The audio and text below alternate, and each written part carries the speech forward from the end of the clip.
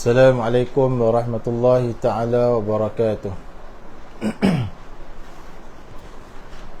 Alhamdulillah, alhamdulillahi rabbil alamin, wassalatu wassalamu ala asyrafil anbiya wal mursalin wa ala alihi wa sahbihi ajma'in.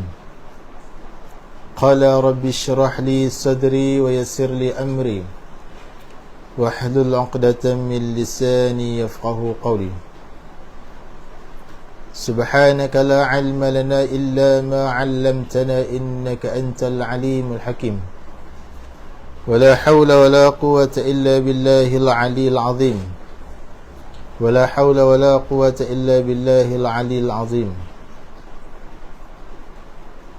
Alhamdulillah, tuan-tuan, puan-puan, muslimin, muslimat yang dirahmati Allah sekalian. Marilah sama-sama kita panjatkan kesyukuran kita kepada Allah Subhanahu wa ta'ala, kerana dengan limpah kurnianya dapat sama-sama sekali lagi kita bertemu secara live untuk meneruskan ulang kaji kita ataupun perbahasan kita berkaitan dengan buku tajwid ini. Baik, jadi petang ini kita akan sambung sifat huruf. Masih lagi dalam sifat huruf tunggal sifat huruf yang tidak ada lawan, Baik, yang pertama lin. Lin. Sifat huruf lin. Lin adalah salah satu sifat huruf yang tidak ada lawan, yang tidak ada pasangan. Lin maksudnya lunak. Lin tu maksudnya lunak ataupun mudah, tidak memberatkan lidah. Itu lin. Huruf lin ada dua, waw sukun ataupun ya sukun sebelumnya baris atas, sebelumnya fathah. Baik, sekali lagi saya ulang. Lin adalah salah satu sifat huruf yang tidak ada pasangan, yang tidak ada lawan. Lin bermaksud lunak, lembut ataupun mudah, tidak memberatkan lidah. Maknanya kita baca dia lembut, tidak kasar. Baik, huruf dia ada dua, waw sukun ataupun ya sukun. Waw sukun ataupun ya sukun sebelum dia baris atas. Syarat dia sebelum dia baris atas. Baik, contoh dia khair. Iaitu ya sukun sebelumnya baris atas. Khair. Contoh lagi bait. Iaitu ya sukun sebelum dia baris atas.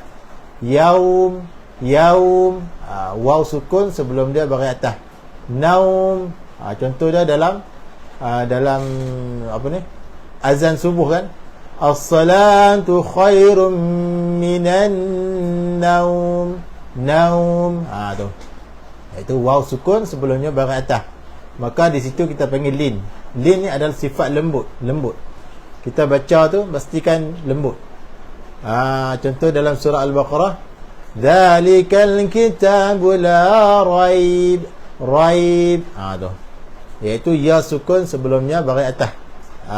Tu dipanggil lin, sifat lin. Baik.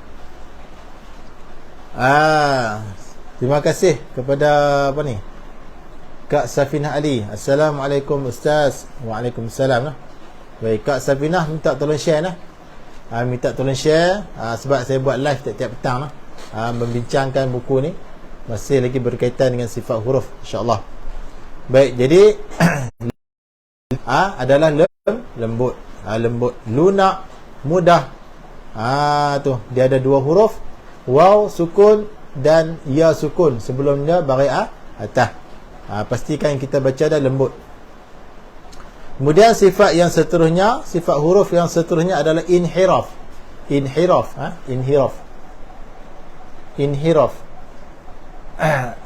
dia kata hujung lidah sedikit dilengkungkan. Baik, lain kacau lain kacau. Baik, sambung balik. Inhiraf adalah hujung lidah hujung lidah tu sedikit dilengkungkan. Inhiraf ada satu huruf lam. Baik, kalau ikut tu inhiraf dia ada dua huruf, lam dengan ra. Inhiraf dalam kitab ni dia kata hujung lidah hujung lidah tu dilengkungkan sedikit. Dilengkungkan sikit. La, al, ra, ar. Dia ada dua huruf. Sebenarnya dia ada dua huruf. Dalam kitab ni sebut satu huruf lam, sebenarnya dia ada dua huruf yang bersifat dengan inhiraf. Lam dengan ra. Kalau lam al, hujung lidah tu dia lengkungkan sedikit. Ra, ar, hujung lidah tu dilengkungkan sedikit. Dan ada satu pendapat lagi, satu huraian lagi, dia kata inhiraf ini adalah berlarinya suara. Baik, ketika lam ketika lam menyentuh langit, suara berlari ke tepi, suara berlari ke sini dan ke sini, sebab bahagian tengah ni dia rapat dengan langit dengan dengan gusi. Maka suara tu lari ke belah ni, belah kiri atau kanan. Satu pendapat lagi lah. Jadi di sini ada khilaf. Setengah lagi kata hujung lidah tu dilengkungkan. Yang menyebabkan makhraj ra itu kadang berlari, makhraj lam itu berlari ke makhraj lain. Dia tak tetap. Setengah pendapat lagi dia kata bila kita lam, yang kata inhiraf tu, bila hujung lidah tekan pada gusi tu, maka suara tu berlari ke tepi, sama ada kanan atau kiri. Suara tu dia tak boleh pitoi. Sebab apa? Sebab hujung lidah tu melekat pada gusi pada gusi. Tu setengah dia kata macam itulah dalam kitab tajwid. Jadi dia ada khilaf di sini. Ra pun begitu juga. Bila ra lidah tu tekan bahagian tepi ni, maka dia berlari ke tengah, keluar ke atas. Dia lidah kita tu dia tekan bahagian tepi ni bahagian tepi ni dan bahagian tepi ni tekan pada langit. Dan bahagian tengah ni dia ada ruang. Maka suara tu berlari ke tengah. Tu dimaksudkan dengan inhiraf bagi satu pendapat yang lain. Satu pendapat ni pula kata hujung lidah tu dilengkungkan. Hujung lidah tu dilengkungkan sedikit. Tu dia khilaf di antara dua pendapat. Yang inhiraf lagi satu pendapat tu kita kena tengok gambar. Kita kena tengok gambar rajah baru kita nampak. Kalau tunjuk dengan tangan ni kurang faham sebab kurang faham sikit. Kalau lam tekan hujung lidah pada gusi tu, manakala dia lari, suara tu lari ke tepi, sama ada kanan atau kiri. Suara tu berlari, suara lam tu dia lari ke tepi. Dia lari ke tepi lidah, sebab tengah lidah tu dah rapat dengan gusi. Yang kedua ra, bahagian lidah ni, bahagian tepi ni dan tepi ni dengan tepi ni melekat pada langit, manakala tengah ni ada ruang. Jadi suara tu berlari ke tengah. Suara tu lari daripada belakang ni hingga ke tengah ni. Tu. Dia susah sikit tunjuk jari susah sikit. Kena tengok gambar. Kalau kita ada gambar nanti kita share insya-Allah. Tu satu pendapat yang lain lah.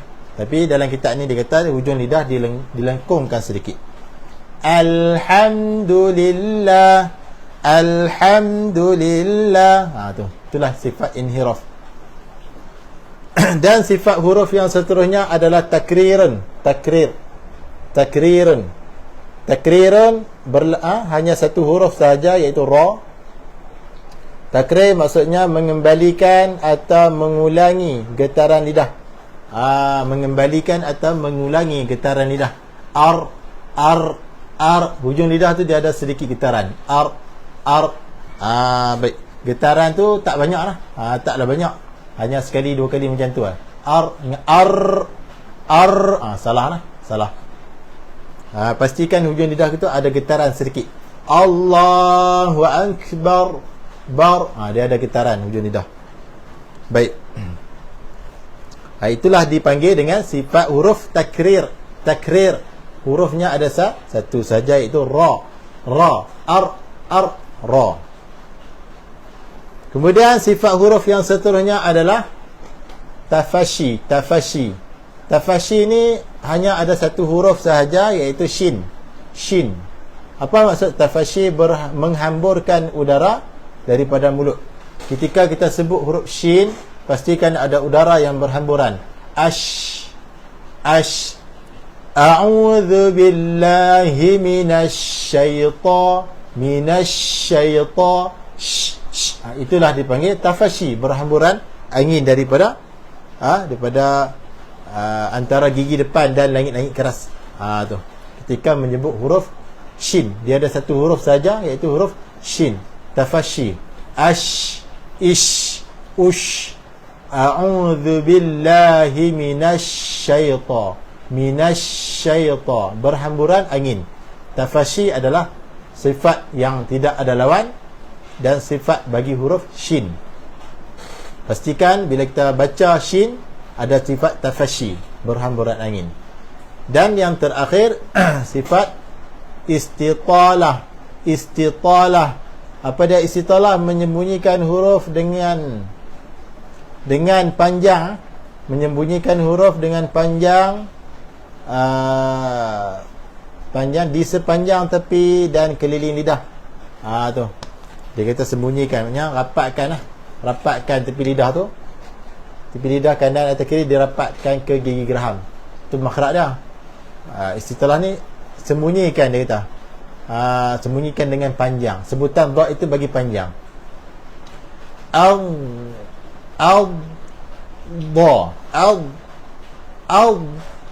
Tu dalam surah Al-Fatihah, ghairil maghdubi alaihim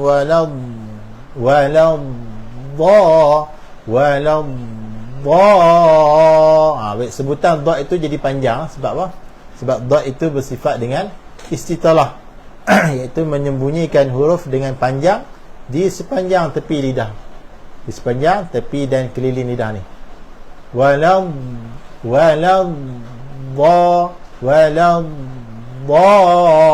Tu. Itulah dikatakan istitalah, memanjang. Sebutan dha itu jadi memanjang.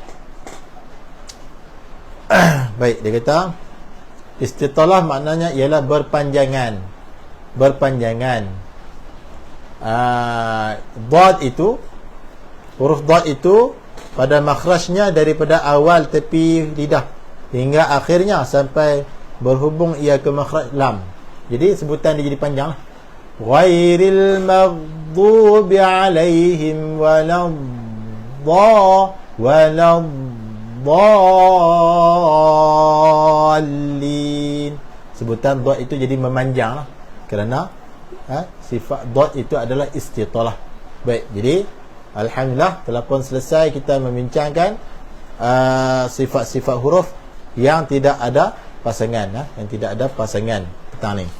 InsyaAllah esok kita akan masuk pula pelajaran yang ke-20 Esok kita akan masuk pula pelajaran yang ke-20 insyaAllah live setiap petang insyaAllah. Setiap petang, jika tidak ada apa-apa kita buat setiap petang untuk pelajaran